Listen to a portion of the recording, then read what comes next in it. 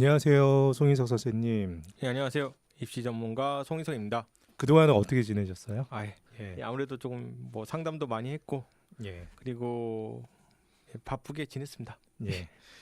그 지난 저희가 그렇게 수시 모집 때문에 바쁘게 지내는 사이에 사실은 지난 8월에 2022년 대입제도 개편 방안이 발표되었잖아요. 네.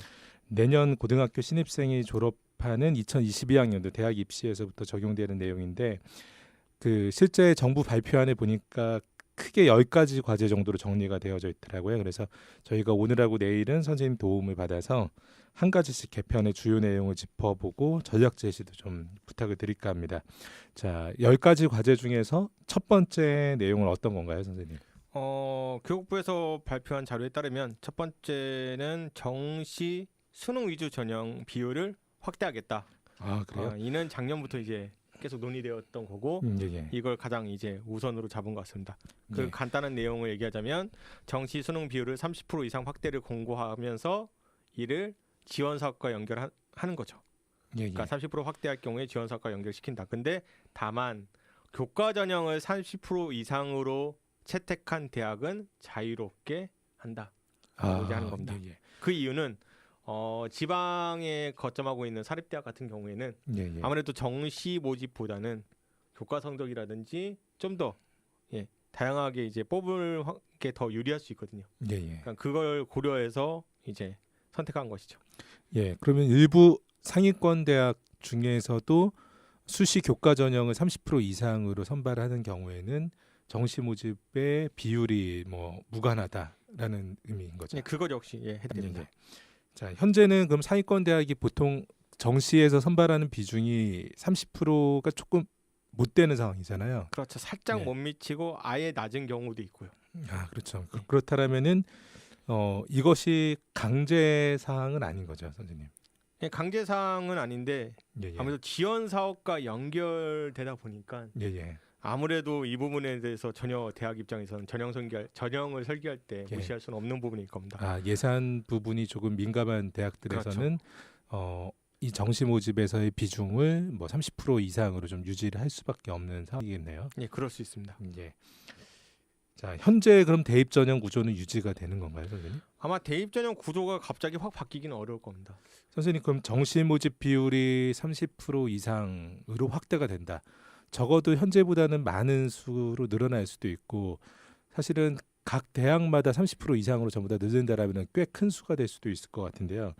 학생들이 그렇다면은 현재보다도 더 수능 공부에 비중을 둬야 되는 건 아닌가요? 그러니까 이게 절반입니다. 예를 들어 30%인데 예. 만약에 수시 2월까지 포함시킬 경우라면 예. 또다시 좀 더 늘어날 수는 있거든요. 하지만 하지만 이게 2월은 포함이 안 되지 않을까요? 포함이 안 되는데 예. 그러니까 포함이 일어날 경우에는 예. 또 늘어날 수 있으니까 아, 이거 수능에 너무 집중해야 되는 거 아닌가라고 생각해서 수능만 공부할 수는 있는데 보시면 아시겠지만 이제 교과 전형 30% 이상 자율이란 또 선택 그 자유로운 선택이 하나 있잖아요. 그럼 대학에서 교과 전형을 만들어 놓고 2차에다 면접을 만들어 놓으면 이야기는 또 달라지기 때문에 이 부분에 대해서는 수능 공부의 비중을 안 둘 수는 없지만 그렇다고 약간 높아지긴 했지만 약간 높아지긴 했지만 그렇다고 너무 수능에만 전략적으로 하는 것은 오히려 또 손해일 수 있지 않을까. 그러면은 현재 중3 아이들이 그 본인들이 치러지는 입시에 각각의 대학의 모집 정원이 발표가 되어지는 고등학교 2학년 여름 정도까지는 예의주시하고 있어야 되겠네요. 정확히 말하면 이제 4월 정도면 거의 다 이제 알 수 있으니까 그 전까지는 본인의 역량을 좀 키우는 것으로. 왜냐하면 전형 계획을 봤더니 이런 식으로 바뀌는구나. 어느 A 대학이 갑자기 생각보다 정시 모집이 확 늘어났네. 내가 가고 싶어하는 대학인데 그럼 그때부터 시작해도 사실 늦지 않거든요.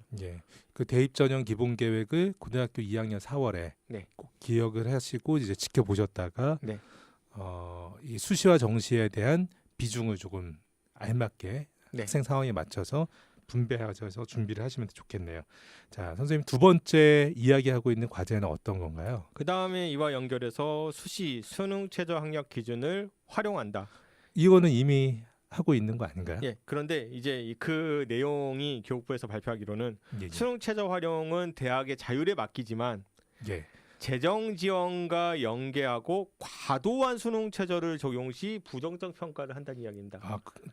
이 뜻이 뭐냐면 예. 그러니까 이게 약간 그 언밸런스하잖아요. 뭔가 이상하고 해석이 상당히 중요하겠네요. 예. 그 교육부의 질의응답 파일을 보시면 그렇게 나와 있습니다.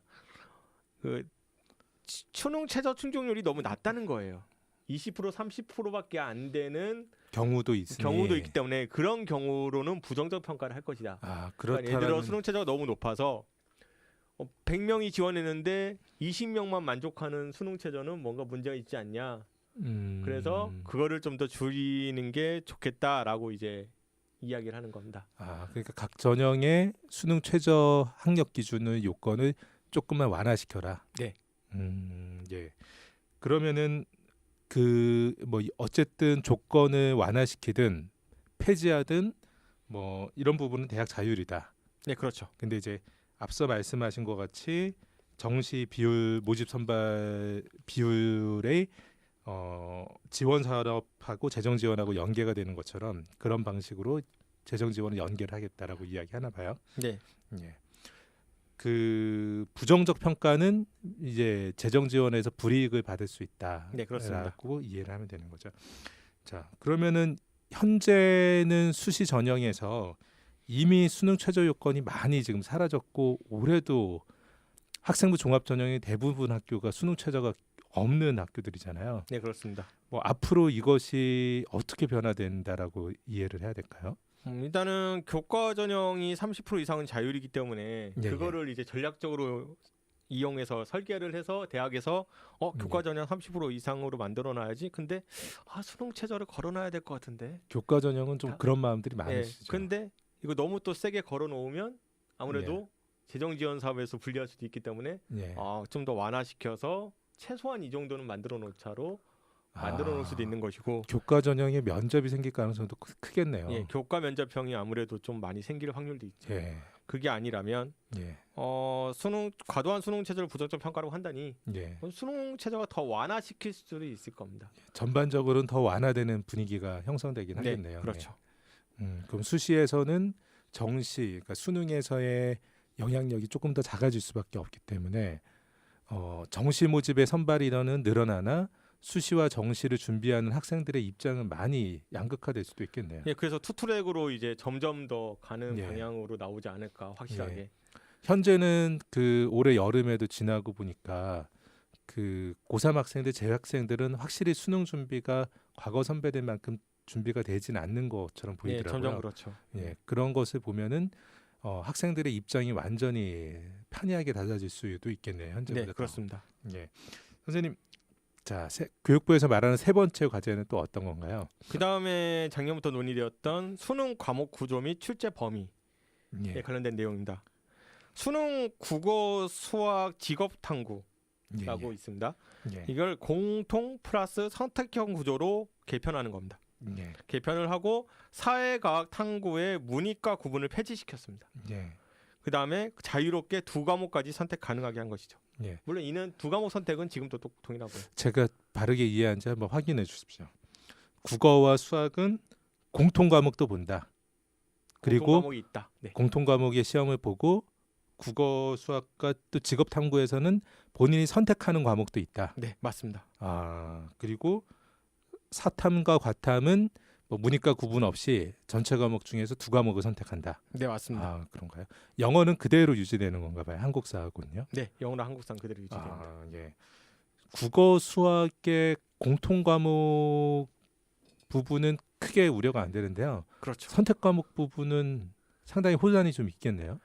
이제 여기서 나오는 이야기가 뭐냐면 물론 다른 곳에도 마찬가지고 고민하는 게 조합의 수가 너무 많다.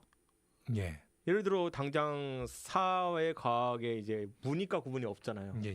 그러면 그 수많은 선택 중에 내가 두 개를 선택해야 되는데 여기서 뭐 수학 시간이니까 컨비네이션을 얘기할 수는 없는 거고 예를 들어 800 몇 가지가 나온다 조합으로 치면 그럼 이 800 몇 가지를 어떻게 내가 조합하는 게 더 유리하냐라고 이렇게 생각을 할 수가 있습니다. 그러니까 여기서 이제 되게 고민에 많이 빠지는 거고요.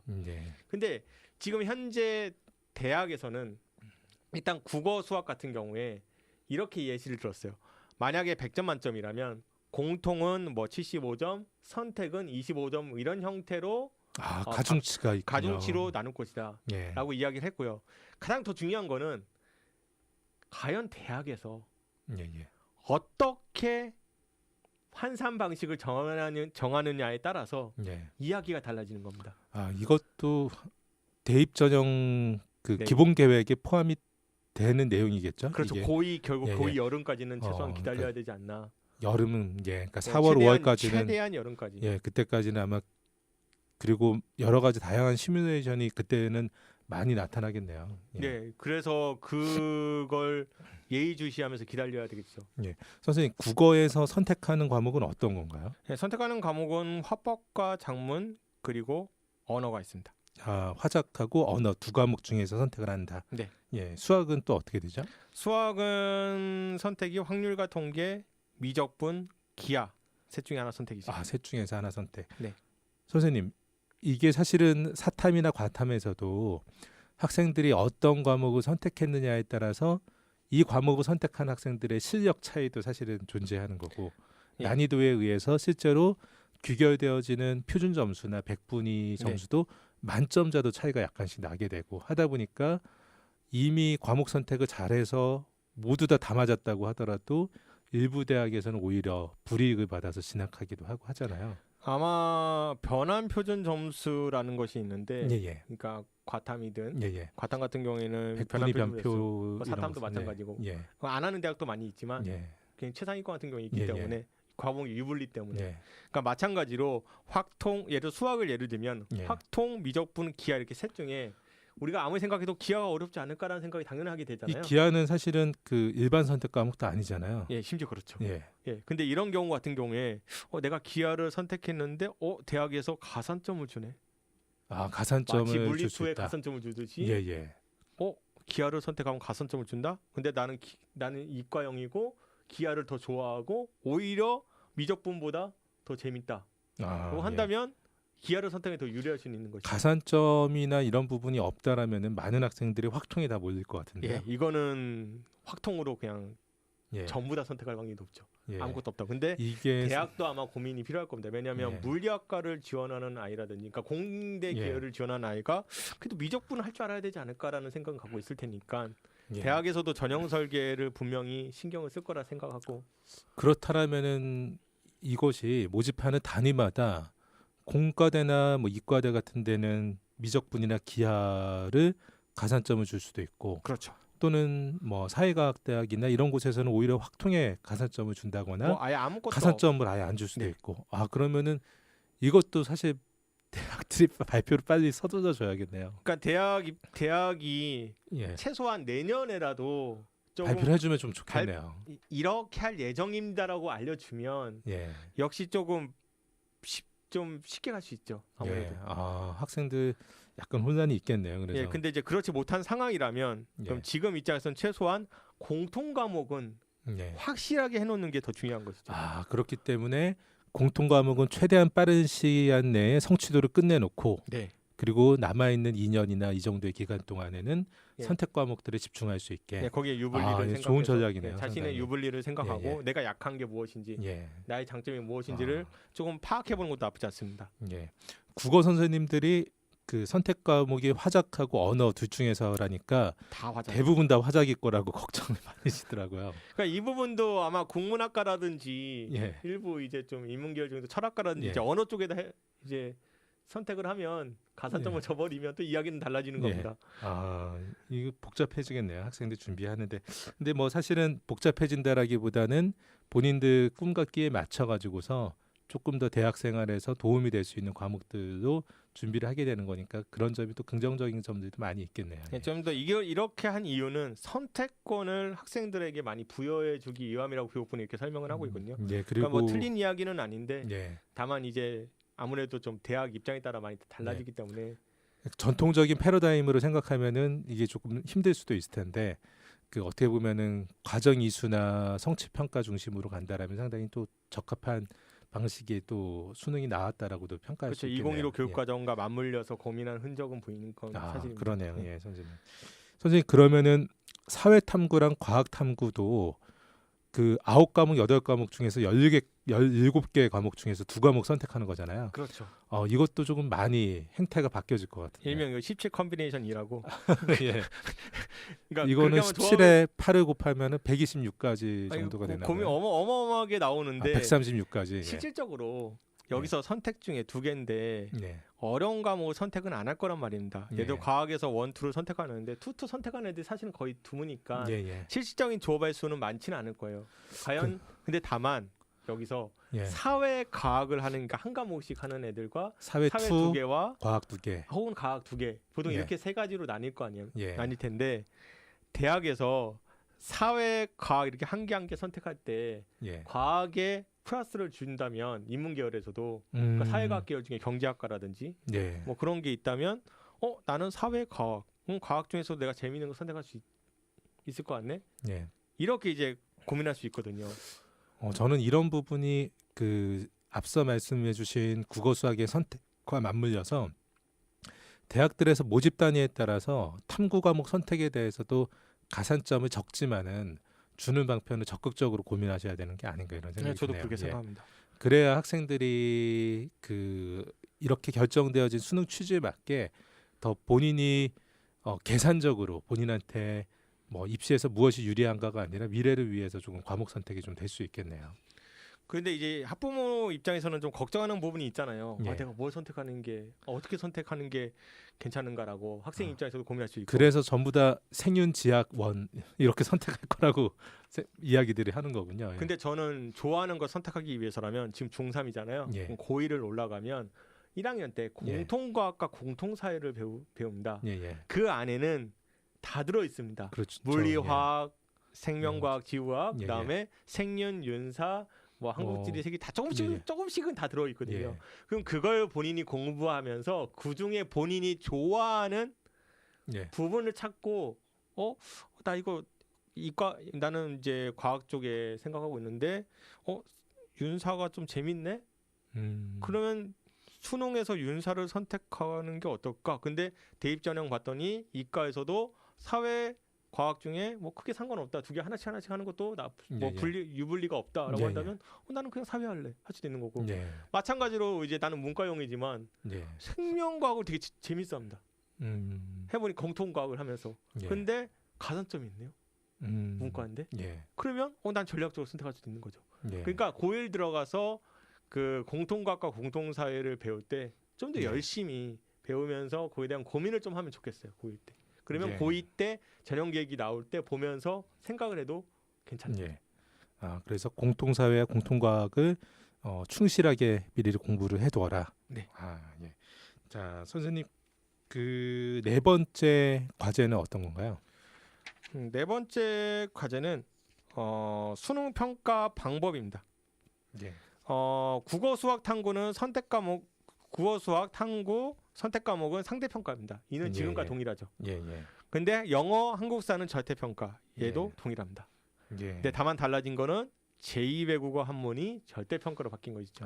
제2외국어 한문은 그 절대 평가로 바뀌었다. 예, 그 이유는 예. 다들 아시겠지만 아랍어 때문이죠. 예, 그거는 다들 이미 예. 뉴스에서도 많이 나왔고 예. 너무나 쏠림 형상이 있기 때문에 예. 이 부분을 해결하기 위해서 절대 평가로 했고 이는 모두가 잘했다라고 현재 나오는 입장이죠.